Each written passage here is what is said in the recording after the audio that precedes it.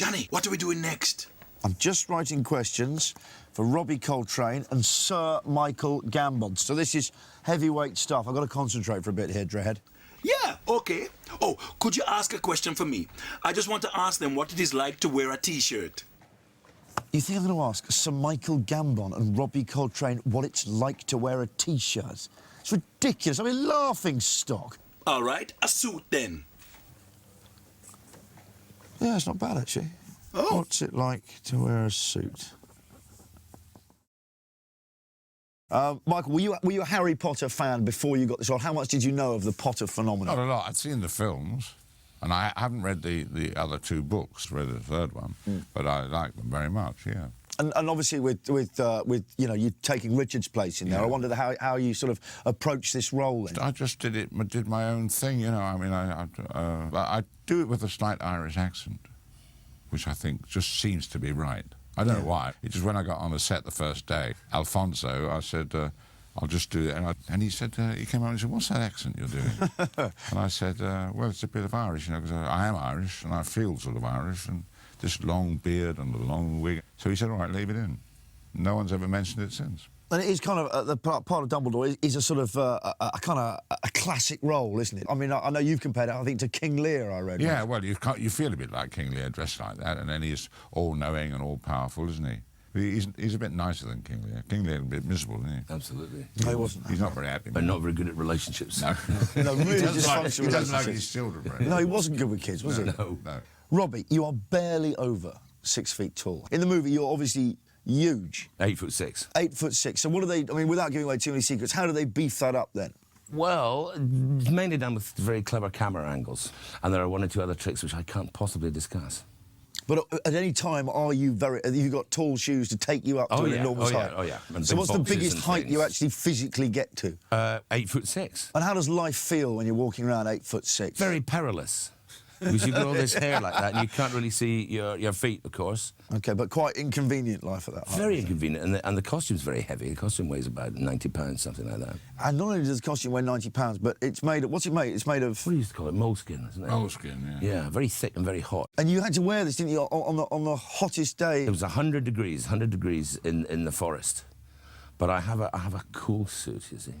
Hey. Which is, yes, it's a vest, but it's got miles and miles of plastic tubing in it. Like a refrigerator. Very like a refrigerator. And then there's a box with ice cubes and cold water in it, and a tiny wee pump off a windscreen wiper of a car, you know. This is my question. Yes, I know it's your question, but let them answer it. Robbie, sorry, your suit. Of course, they dyed the vest pink just to make me look like a complete silly fellow. And they do. They pump the water around, and it's extraordinary because you know how woozy you get when you're really hot and your concentration goes, and then suddenly it's this shock of freezing cold water circling around. It's wonderful. Michael, how excited were the young children in your life that you were in Harry Potter? Oh, well, every boy, girl I meet asks me about being Dumbledore, so I do my best to tell them stories about it. Your young relatives, is it? I mean, there must be a massive difference between that and sort of work you've done, say, during the theatre and things, which I would think they wouldn't particularly want to talk about. They wouldn't want to talk about Samuel Beckett's Endgame, would they? Wouldn't appeal to the 8-year-olds. Tell us another story about it, Grandpa. Please tell us about Samuel Beckett. Tell us about existential alienation.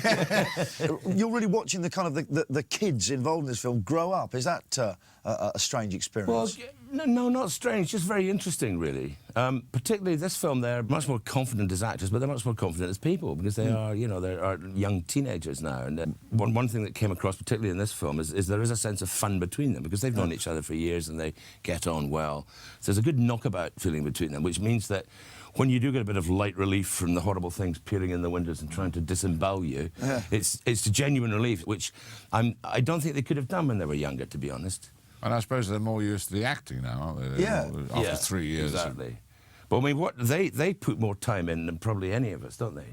Yeah. In terms of hours. And when they're not acting, they're doing their school studies. So it's a long haul for them. They're there all the time. Their concentration's astonishing. If any one of those had been the wrong person, and I mean not just the wrong person at the start, but had developed into the wrong person. In fact, we had this gag that we were going to stick a phony moustache on Daniel and get him to turn up with a cigarette holder and a couple of babes in a fur coat saying, my trailer is too small, love. I'm going back to it until, you know... Got the nightmare child The stuff. nightmare child scenario, yeah. OK, Head, go on. I know you got a question. Crack away, go on.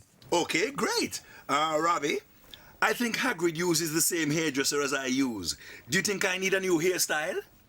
I think you might have one or two split ends there, matey. But no, I think it's very you. It's very you. Ah, great. All right. I'll keep it like this. Go on. You got a question for Michael? Hello. Michael. Hello, Sir Michael. Hello. You guys are all classically trained actors. Could you get me a role as that skull in Hamlet? Yeah, I think that'd be a good idea because you'd be great as a skull. A chatty Yorick. Whoever played Hamlet would be lucky to have holding him. Lovely. Well, fair enough. Next question.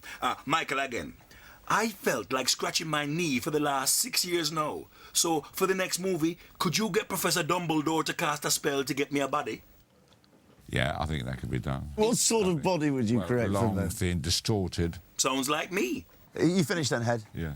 For now. Do you know, it's a waste of time even asking you to do those questions. We learnt nothing. It's always about you. It's never actually anything interested in them. Well, I've had a good teacher.